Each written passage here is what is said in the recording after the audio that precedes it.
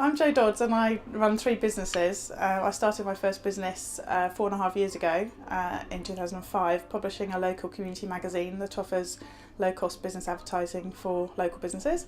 And I have a networking group which meets on a monthly basis within the area that I live, Shepway, which is an area of Kent.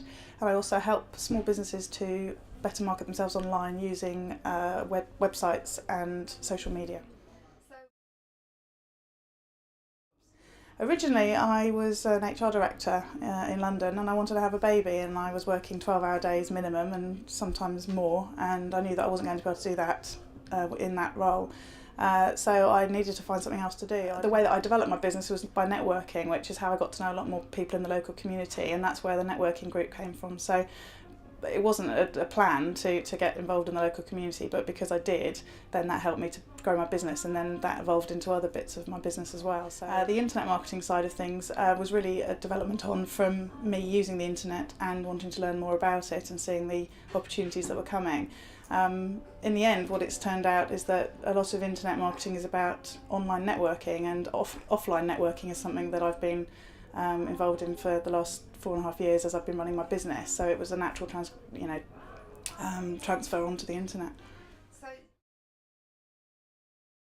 So I didn't go and get investment from the bank or outside companies. We used savings and so on internally, but it certainly is, you do need the money to set the business up in the first place, depending on what you do and depending on how you then manage it. Had we not set up or expanded as much as we did, we wouldn't have needed investment, because we were making enough right from the beginning with the magazine.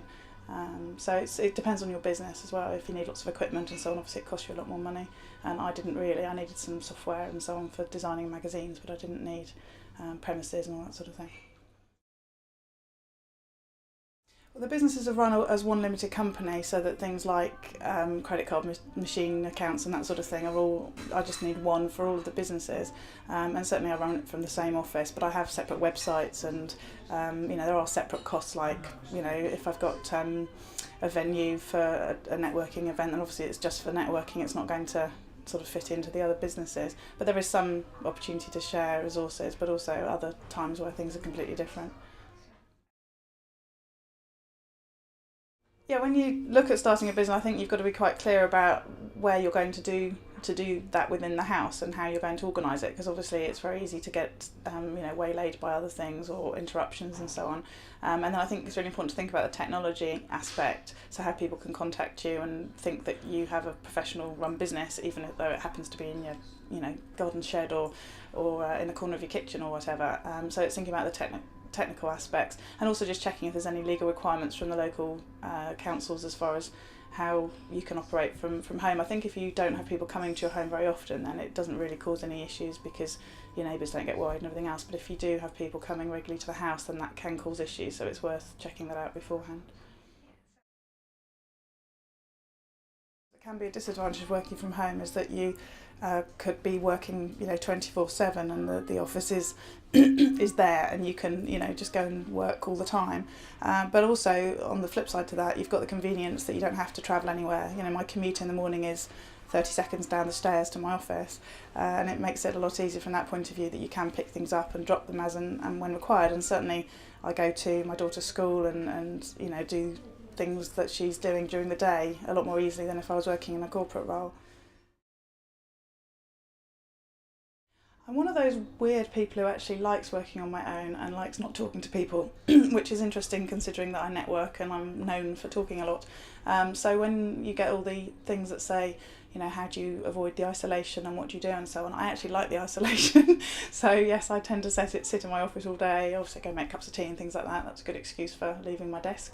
I do sometimes go out for walks, and certainly when people send me cheques and things, I walk into town and pay them into the bank, because I get exercise and I get money, so that's good. But yeah, I don't mind the isolation of working on my own, but I know some people do have an issue with that. I think part of the reason I don't is because I do a lot of networking online, so although I'm on my own and I'm not being interrupted by other people, I am actually interacting with other people on my own terms. People need to be really clear about why they want to start their business and what they're going to actually be doing. And ideally, you want to be doing something that you really love, that even if it does take 22 hours of the day, you do want to do that. When I started, I didn't really love selling advertising. I still don't, but I did love the community aspect. But for me, it was about having the flexibility to work from home and see my daughter and so on. So, that was important. But if you don't know why you're doing what you're doing, and you're not prepared to put in the effort required, then it can be a problem. So I think you need to be very clear about why you're doing what you're doing and what you're doing, and whether you enjoy it or not.